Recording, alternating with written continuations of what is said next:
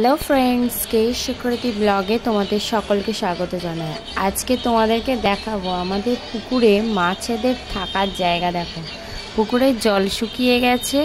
আমরা ভেবেছিলাম পুকুরে মাছ নেই, হিমচে শাক কলমি শাকে পুকুরে ভরে গেছে।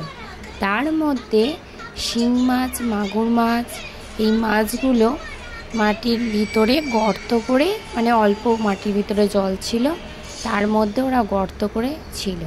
কালকের বাবা পুকুরে গেছে, ওখানে পাইপ ছিল, পাইপ পড়ে ছিল, সেটা আনতে গিয়ে আওয়াজ হচ্ছে দেখে যে একটা মাটির ঢিবি ঢেলে তুলেছে, দেখছে কতগুলো শিং মাছ, প্রায় 4-5টা শিং মাছ ধরেছে। তাই আজকে সকালে প্রচণ্ড গরম বলে কার্তিক আর কাজে বেরোয়নি, দুই বাবা আর ছেলে মিলে গেছে মাছ ধরতে। অনেকগুলো মাছ ধরে নিয়ে এসছে। গর্তের ভিতরে হাত ঢুকিয়ে মাছ ধরাটাও খুব রিক্সের, ভয়ও লাগে। বাবা আমাকে বলছিল তুমি এসে ধরবে তো আসো। আমি বলছি না বাবা, আমি এমনিতেই সব মাছ খাই না, আর তারপরে আমার খুব ভয় লাগে, মনে হয় যেন কোথায় সাপটা আছে।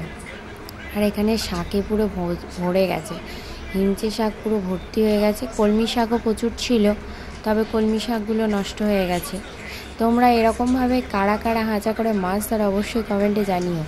কার্তিক ভালো করে হাঁচা করতে পারে, কিন্তু একবার শিং মাছের কাঁটা খেয়েছে আর নামে, ওই জন্য এখন ভয় পাচ্ছে। নিয়ে এসছে হাতে করে সাঁড়াশি দিয়ে মাছ ধরবে।